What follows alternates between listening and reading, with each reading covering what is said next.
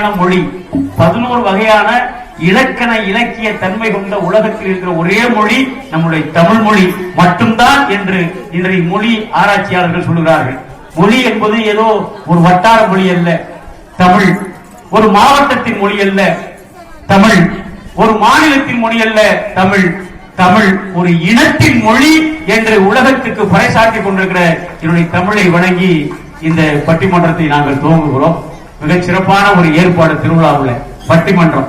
ஏன்னா இதுக்கு முன்னாடிதான் நாடகம் வச்சிருப்பாங்க, நாடகத்துக்கு முன்னாடி அதுக்கு முன்னாடி என்ன படம் கட்டிருப்பாங்க, அதுக்கு முன்னாடி கூத்து கட்டிருப்பாங்க, அதுக்கு முன்னாடி என்ன கட்டிருப்பாங்கன்னா நம்ம ஊர்ல கும்மி அடிச்சு பாட்டு பாடுவாங்க. இப்ப நம்ம எல்லாம் கும்மி அடிச்சு பாட்டு பாடணும், விளையாடணும், ஓடணும், பாடணும். ஏன்னா திருவிழாவுங்கிறது எப்படின்னா வருஷத்துல ஒரு நாள் நடக்கிறது. இது ஒரு கூடுகை, சமூக கூடுகைன்னு சொல்ற வரலாற்று ஆய்வாளர்கள் இது ஒரு சமூக கூடுகைன்னு சொல்றாங்க. எப்படி சொல்றாங்க? திருவிழாங்கிறது ஏதோ போற போக்குல வருஷத்துல ஒரு நாள் வரி போடுறது அப்படிங்கறதே மன்னர்கள் காலத்துல வந்தது.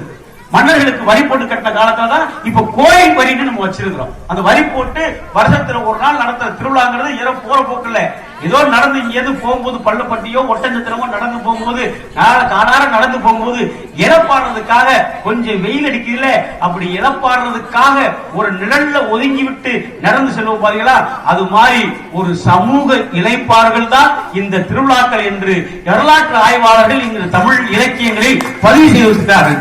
அதாவது திருவிழாங்கிறது சமூக கூடுதல், ஆடுதல், பாடுதல், கூடி கழித்தல். அதாவது கூடி கழித்தல்னா அந்த காலத்துல சரக்க போட்டிருக்காருன்னு அர்த்தம்.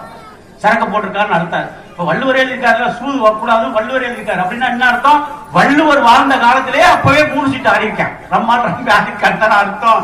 ஆமா, நம்மால் ஆடிக்காத வள்ளுவர் அப்படி எழுதிக்கிறாரு.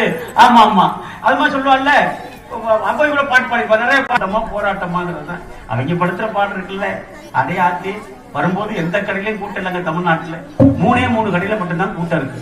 எந்த கடை தெரியுமில்ல? ஒன்னு ஒயின் ஷாப்பு, இன்னொன்னு மெடிக்கல். ஏன் தெரியுமில்ல? இங்க குடிக்கிறேன், வயிறு புண்ணாவுது, நேரம் அங்க போறேன்.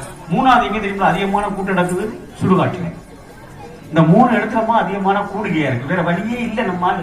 அப்புறம் ஒரு காலத்துல ஊருக்குள்ள 3 பேர் 2 பேர் 3 பேர் குடிப்பாங்க. எனக்கு தெரிஞ்சு ஒரு 30 வருஷத்துக்கு முன்னாடி பெரிய மனுஷன் உட்காருக்கேன், ஊருக்குள்ள 2-3 பேர் குடிப்பேன். குடிச்ச என்ன செய்வோம் தெரியுமில்ல? ஐயோ இந்த சனியனை வாயில வச்சுட்டு போய் தலையில துண்ட போட்டு ஓரமும் ஒதுக்கி போயிருவேன். இப்ப தலையில மாறி போச்சு. ஊருக்குள்ள குடிக்காதவன் 2-3 பேர் தலையில துண்ட போட்டு ஓரமா போறேன். எவங்க நிலையில் மாட்டிடக்கூடாதுதான், மணி 8 மணி ஆயிடுச்சு. என்ன ஒரு பாட்டு ஒன்று இருக்குல்ல, எப்படி இருக்கு பாட்டு?